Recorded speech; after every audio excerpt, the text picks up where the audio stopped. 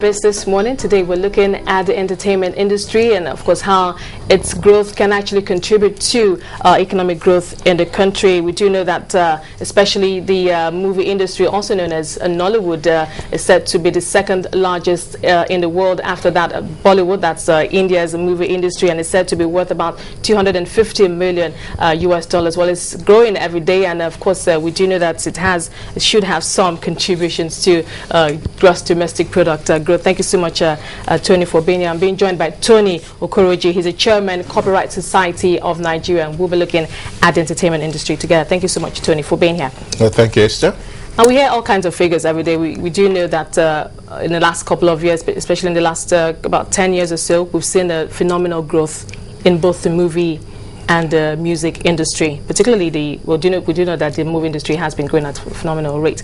How big is this industry, particularly the movie industry, the music industry?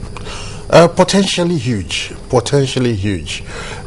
if we do the right things, you know. But right now, I see, okay, call it entertainment. Some of us would say showbiz, you know, but there has been a whole lot more show, you know, than biz. And I think that the challenge for Nigeria is to look at these industries where we have huge comparative advantage and do the right things to, you know, plug the holes. And there's so many holes, you know, where, you know, a lot of the value is leaking, you know, so that people are sweating all the time. You know, in terms of productivity, it's huge. You know, Nigerian music is taking over practically the whole of the continent and the rest of the world by storm. Nigerian movies are everywhere. People are watching Nigerian movies everywhere. But you ask yourself, how come the people you know who are involved in the industry don't seem to be living as well as they ought to, considering the amount of productivity, you know, that is coming out of this area? And it's a huge challenge for our country right now in terms of jobs, in terms of GDP, you know, that we find the ways to plug these industries, the holes in the industries, and make sure that they create the kind of revenue, you know, and, you know, when you hear about all the Boko Haram and all that is happening, a lot of those young people can't find jobs in the entertainment industry, you know. And we talk so much about tourism. I hear so much said about tourism, and people seem to understand tourism simply in terms of building huge hotels. Right, the hotels are important. Yeah, tourists who come want to have a place to stay, but it's really the culture within the place that attracts people. When I go to Brazil, I want to go to Brazil to see samba, to see the huge Brazilian culture. You know, when you come to Nigeria, there has to be something that attracts you here. It's not just the hotels. I mean, there are finer hotels everywhere else in the world. So we need to understand that this whole culture of music, of movies, of dance, of choreography can be so assembled to employ millions of people and make us, you know, one of the greatest countries in the world. So, I mean, it is doable. Obviously, you're one of those who believe that it's currently performing under far below its potential. Now, you did mention you said plugging holes. Obviously, every industry has its challenges. But for you, what are the main key challenges against the entertainment industry? Everybody knows and everybody talks so much about the copyright challenges, you know, but you hear so much talk and then you don't see that people are willing to put effort, you know. We seem to want to make omelets without breaking eggs. And that's simply not possible as far as I'm concerned. You know, the copyright challenges are huge, you know. I used to work for one of the major record companies in the world called EMI. And at some time, EMI had a huge operation in Nigeria. Polygram had a huge operation in Nigeria. Sony Music had a huge operation in Nigeria. Where are they all? They ran away from Nigeria because the numbers weren't working anymore. Because we had a situation in this country where Monkey was working and Babu was chopping. Or Monkey was working very hard and Monkey had nothing to chop, you know. So Monkey had to find some other place where he can work and get the benefits of the work. We talk about Alaba. Everybody knows about Alaba, right? And the huge copyright situation that emanates from Alaba. In fact, there's some other place in Onitsha called Electromat, where they get a CD and they can produce a million CDs in a few hours, and it's all over the place. That's a huge. Yeah, so basically, the copyright laws, the piracy, as it were, talking about pirated copies of some of this music. The music, the videos, the films, and all that. Okay, fine. I do know that it's an ongoing one. It's not just peculiar to Nigeria. It's all over the world. It's one of the biggest challenges for Nigeria artists. is and it happens on different levels. It's not just the piracy of finished products. There's broadcast piracy, which I've spoken about a lot. You see broadcast stations like yours. They'll take somebody's works and just put them on and broadcast them. Without any license or authorization. That's piracy. These days you hear all these little chips, memory chips. People will go in and put like 40 songs on the memory chip and sell it. You see a lot of young people who are carrying carrying laptops with some umbrellas, around the streets. What are they doing? Just taking people's music and put them in memory chips and selling them. Music that does not belong to them, movies that do not belong to them. So what strategic steps have been taken? I knew that the law enforcement agencies are aware of it, but what strategic steps have been taken to curb this trend? No, we ask the government, please empower the Nigerian Copyright Commission. Give them the muscle, give them the wherewithal, because this is such an important industry for us. Like I say, we have comparative advantage here. If you are talking about high tech, we're not in high tech, but if you are talking about dance, you're talking about movies, about music, about all that, Nigeria can compete with any country on the surface of the earth today. So we must protect those industries where we have comparative advantage. It's not enough to give us $200 million. Yeah, we appreciate that, but do the work and people will produce. Are you talking about when you say the government should come in here? Are you talking about in terms of policies, creating an enabling environment? Is that what you're referring to? A lot more action than talk. There's too much talk. What the government can do, of course, I've said empower the Copyright Commission. The government set up the Copyright Commission, but I go to the Copyright Commission, they don't have the resources to do anything. So they're writing papers and making speeches rather than going out to deal with the real operation. They've done a few things recently, and one must commend them, but they can do a whole lot more to plug this, or it will be the period of the low cost, especially as we go more and more into the digital environment. In fact, elsewhere in the world, people are not talking about physical products anymore. They're policing the internet, which also has become a huge area for the infringement of copyright. It's being debated everywhere in the world. We can't, be an island, especially as it affects us. No country in Africa produces more music than Nigeria does. No country in Africa produces more movies than Nigeria does, So we need to be at the forefront of protecting intellectual property and begin to see intellectual property as property. It's so important. Let's talk about still talking about government. There was an intervention fund, $200 million given by President Jonathan 2 years ago. We're just hearing for the first time, sometime around from between April and May, that this fund for the first time is actually being assessed by some one or two people who are for the first time getting some money. Why did it take that long for the fund to be released? I've also heard that some people have assessed the fund, but I don't know of anybody who has. And I believe I'm in the hub of the industry, and if the fund is being assessed, one needs to know. And here is the problem. Right, the fund was created because it was understood, and rightly, that most people in the industry, in the entertainment industry, do not have the wherewithal to give what the banks, the usual banks, would normally, require, for these funds, right? So it's a special fund, it's an intervention fund. The terms ought to be a whole lot lower, than the usual funds. But then the funds are given to two banks to disburse.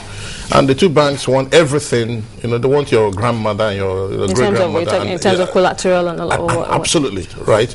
And they don't see the difference that this is a fund given to people who don't have buildings and lands and collaterals and so on and so forth, which means that you need to create a special way of ensuring that the money goes to the right people and the money is not wasted. So at the end of the day, what I hear is that the people who are getting the money, of course, are people who have big buildings and all that, or people who are involved in movies, who are building movie theaters and all that. These people can get their money through the normal money markets. They don't need to come to this special fund because they have what it takes to get their money from the normal money market. So my young guy, who is producing great music, who has fantastic great music ideas, can't access the money, so he can't get anything done. I mean, the guy who has a great movie idea, for whom I thought this special fund was meant for, doesn't get anything, and we complain, and in Nigeria you got to complain and complain and complain and complain. I was looking at President Jonathan's his Facebook page, this comment he back then 2010 on this, just after he approved this fund to be disbursed. Let me just quickly read out what he posted there. Well, he said, in seeking to diversify Nigeria's revenue base, we must think outside the box, and I am expectant that this fund will make Nigeria the African entertainment capital in the not too distant future. Well, that was 2 years ago. The president was right on the button. He hit the button right. The country has the potentials to be a major hub for entertainment around the world. We do have the potential. We've proven it. And a lot of the people proved it without any government support whatsoever. It's just young people, creative young people who are doing their own thing, who have made this possible. Now, the government says it's going to step in. The government announces this money, but nobody that I know who is actually productive gets the money.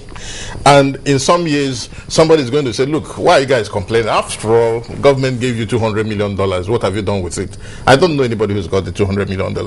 And the president needs to intervene at this point. I've said that before. Or people, because a lot of people in our industry are saying, no, this was some gimmick. This was some election gimmick. He really didn't mean it. He has to tell us now that he actually means it. He has to tell somebody to wake up and make sure that this money gets to the people for whom it's meant. Or next time somebody comes talking to us, we say, we've had you before. Well, I do have, because I do know that one person has actually had access to that fund. We'll take a short break. I will come back. Maybe we'll come back and tell you who that is.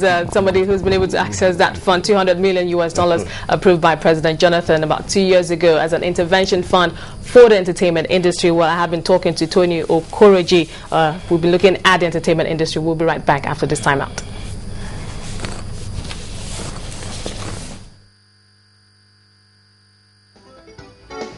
It's a new creation reality. No doubt.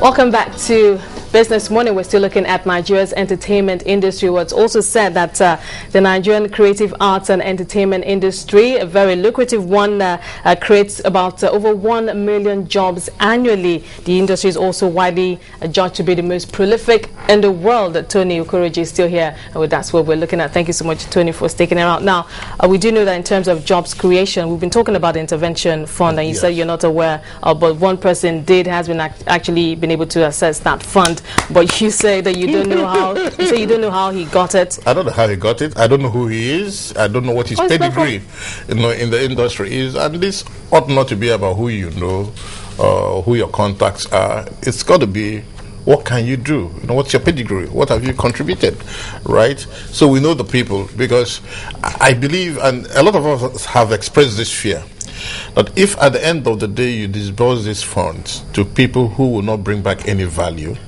first of all, my understanding is that this is a revolving fund, so the money is going to come back and you give it to more people. That's one. So if the money doesn't come back, then it ends there. And then a few years down the road, people will say, but we gave so much money to the entertainment industry. And what has the entertainment industry produced? But this particular fund, for the person who has got it, we understand it's a company called Black Ivory Communication, and they will be using it to fund a movie. Well, shouldn't we wait until the proceeds of the movie comes out, then we can then begin to judge whether or not the funds? And I don't know who they are. Well, as chairman of the copyright, should you know? You should know. No, I ought to know. I mean, if you are in the industry and you're the mainstream and you're producer, I ought to know who you are. I don't know who they are. The names you mention, I say go, because this person can get it done. So I really can't speak about these people, and I apologize if whatever I said appears to cast aspersions on them. That's not the intention, but the fact remains that this fund needs to go to people who can produce results, so at the end of the day, nobody says the Nigerian government provided these funds to our industry and our industry couldn't fly, because our industry is ready to fly. So who sets the rules? We're still sticking with these funds. Who sets the rules? Who sets the rules for who qualifies and to what end at the end of the day? No, I've attended a couple of meetings with one of the banks, and we've said to them, look, the rules got to be different, because the situation is different. You don't have a fund to build houses. You have a fund to produce intellectual property. People who understand intellectual property got to be involved, and we can create rules that make sure that these funds are safeguarded. I'm not for giving money free of charge to, like confetti to everybody. I'm totally against that, because that's not going to achieve the result. But we have even made proposals to them. But the impression I get is that the people who are managing these funds have managed funds in a certain way for a certain kind of industry over a long time, and have fixed positions as to what needs to be done, and they're not thinking out of the box.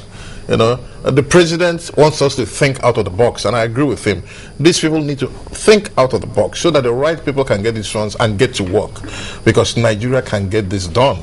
Nigeria can create an industry, that employs a lot of our young people who are running ragged all over the place. Well, it's doable. But talking about jobs, I understand it employs that's a huge number, over 1 million jobs. It has the potential to create over 1 million jobs. We can do a whole lot more. We can produce a lot more money. But like I said, there are so many holes that we need to plug, and that's a lot of work, and some of us have challenged ourselves to get it done, because it's doable. We can't keep complaining. We've got to get to work. Okay, for someone like you, for you, the copyright chairman, what steps are you also taking? And I'm sure you have some other partners in the business, or some other groups or associations who, of course, have the best interest of the entertainment industry, looking to it to grow and expand as much as possible. What are there any major plans or policies that you have taken on your own? Oh yes, in terms of enforcement, yes. If you've had, in the last couple of weeks, COSAN has gone to court against some major broadcast stations in Nigeria. So you cannot, broadcast stations are supposed to be our partners. They're also producers of intellectual property, right? They cannot be involved in the stealing of intellectual property. It's not done. When Channels finishes a program, at the end you see blah blah blah Channels. That means do not use this program without contacting us. I would say, look, you can't play music on air without the authority of the people who own the music. That's copyright infringement. Copyright infringement is not just what happens in Alaba. We'll have to stop this in the country, because it's all the little money that comes from all these little places. That's where you recover the investment. in creating a piece of music or movies. And that's how the industry thrives. And we need to plug these holes. People have asked me, does Koson ever sleep? I say, no, Koson can't afford to sleep, until we do this right. We need to be, Koson is what you call a collective management organization, right? And we said, look, with the size of Nigeria and our productivity, Koson ought to be #1 in Africa. We're not yet, but we are working towards that, and we are not going to sleep until that happens. Let's talk about the quality of movies. Let's talk about quality now. Quality of movies and music, being churned out. We know we turn out thousands of, especially movies, every year, and now it looks like one turns on the TV set and there's one new artist, coming out every day. Well, that is a good thing. While that is a good thing, one can sometimes questions the quality that one listens to or is subjected to sometimes. So if we're going to reposition ourselves, it's a global village now. We look at some music videos and there's a specific, or there's a kind of quality that one sees that is pleasing to the eyes, not just the eyes, also to the ears. Of course, the issues of morality and all of that. But for us, in terms of quality, how would you? The quality you talk about technically, needs investment. You have to have money, to get to some of that quality you are talking about. If these rules are there, then you don't have the money to continue to invest. But again, I look around, everywhere I go, somebody's listening to Nigerian music. I remember at the time when, if you tuned any radio station in Nigeria, what you are going to hear was completely foreign music, But that has turned around. And anywhere I go now, I see somebody watching Nigerian movies on all kinds of channels, which means that these people must be doing something right if people are glued. I go elsewhere around the world and people are listening to Nigerian music. I go elsewhere and people are watching Nigerian movies. So we can't be doing that badly if people want to see what we are doing. But certainly we can't say it's El Dorado. There's a lot of work that needs to be done. But let's get the numbers right. Let's plug the holes. Let the money come back for the investment so that the industry can continue to grow. Let's put ourselves in a place where we can attract foreign investment. We used to have foreign investment in the music and movie industry in Nigeria. They all ran away, again, because of the holes.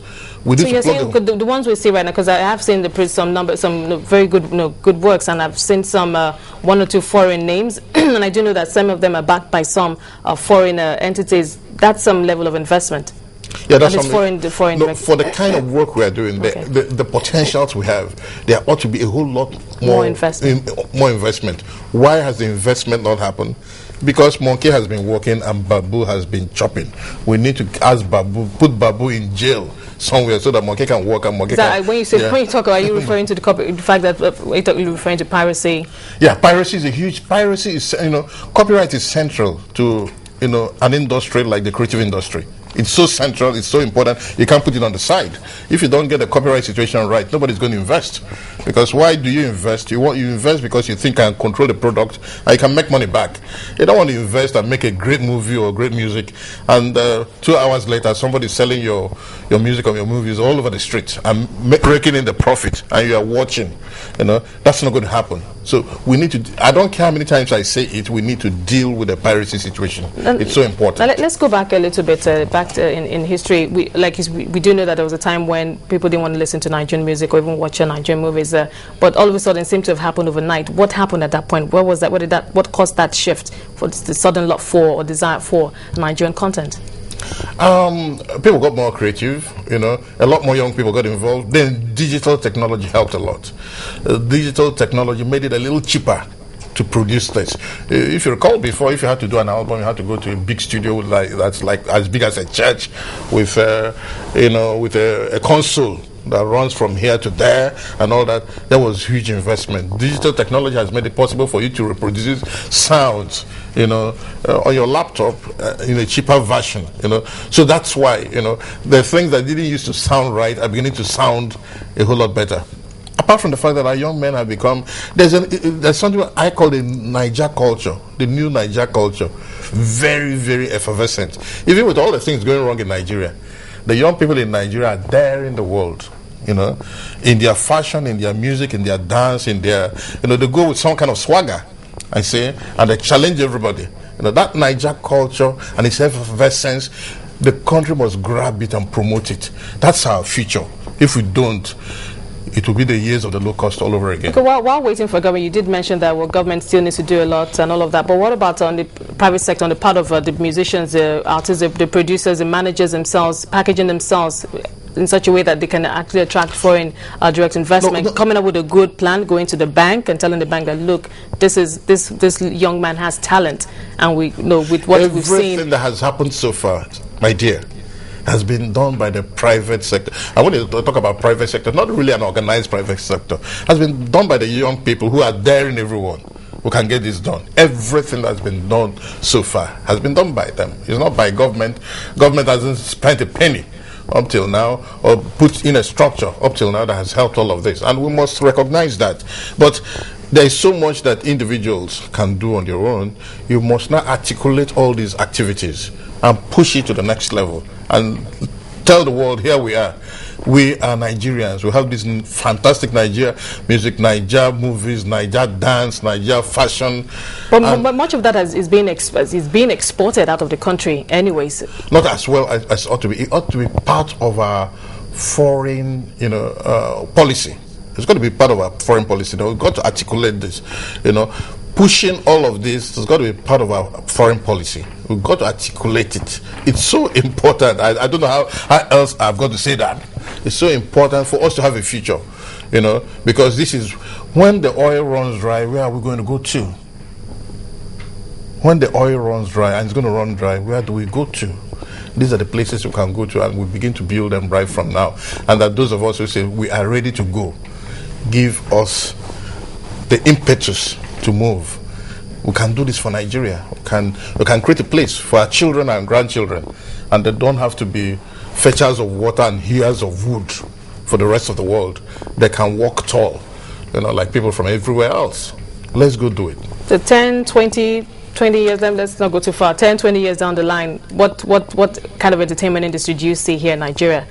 Whether or not we, I see a first-class entertainment industry because of people who are determined to do the hard work and change it. I see a first-class entertainment industry dominating Africa and probably, competing with other sectors of the economy in terms of foreign direct investment and perhaps GDP growth also. Absolutely, because there are a lot of brilliant people who have chosen to live and die within the entertainment industry and who are willing to break all kinds of eggs to make sure that this omelette is made.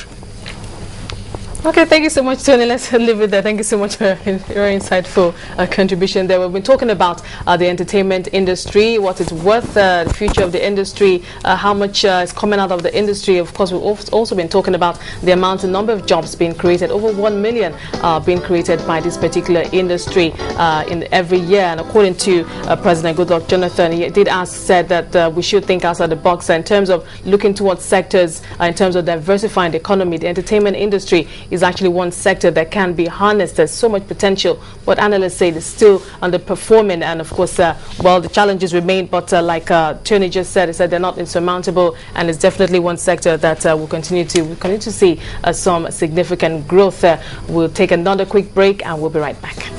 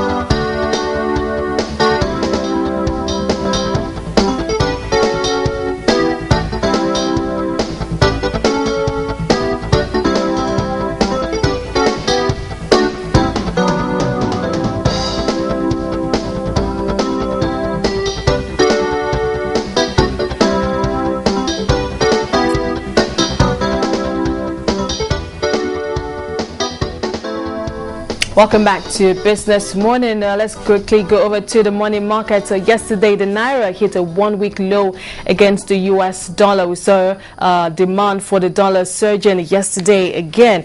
This time, the local currency closed down at 161 Naira 30 kobo to the greenback. According to market dealers, demand from some banks buying dollars on behalf of their customers was quite large, and that sucked the bulk of dollar liquidity in the market and pushed the value of the Naira down. Well, meanwhile, the Central Bank of Nigeria, at its second and last foreign exchange auction for the week, sold 180 million US dollars at the rate of 155 Naira 87 kobo to the dollar. Well, that was the same amount, the rate rather, that the CBN sold on Monday at its first auction for the week. The Naira did also get some support from one for energy firm, Royal Dutch Shell, but we don't know, it wasn't disclosed just how much the oil company sold to the market. Meanwhile, the currency has gained about 1.2% last week after a surge in inflows from foreign investors who are positioning themselves to buy treasury bills and the central bank's dollar sales to some banks. The central bank, as you know, has been forced a number of times to intervene directly at the market to help support the Naira. The Naira has fallen in the last 2 months or so from around 155.7 Naira down to 164 Naira. We've seen it hitting that high, but now it's hovering at between 160 and 161 now. What the CBN has sold all the dollars for this week, and it will have resume its auction next week. At the interbank lending arm of the market, that's the cost of lending among banks at the interbank market. We saw illiquidity still persistent. Core money, that's short-term lending, and the long-term lending all moving up broadly yesterday. We saw the core money closing at around 16%. That's the highest we've seen in the last couple of weeks. For the secured open buyback, that's for the banks and discount houses, rates also moved up yesterday to 15.2% on average. Well, back to the equities markets. Trading still continues today. The opening bell rang at exactly 9:30 a.m. this morning. The broad index rallied yesterday. We saw a one-day break where investors went on a profit-taking spree, but the market returned to winning ways yesterday, and we saw the all-share index coming up by 0.60%. Banks are in the forefront of the rally. There's a lot of positioning going on right now. It's earnings season. That's half-year earnings for companies listed on the Nigerian Stock Exchange, and we've seen investors positioning themselves, particularly for the bank stocks. Two banks, Diamond Bank and United Bank for Africa, have kicked off the earnings season.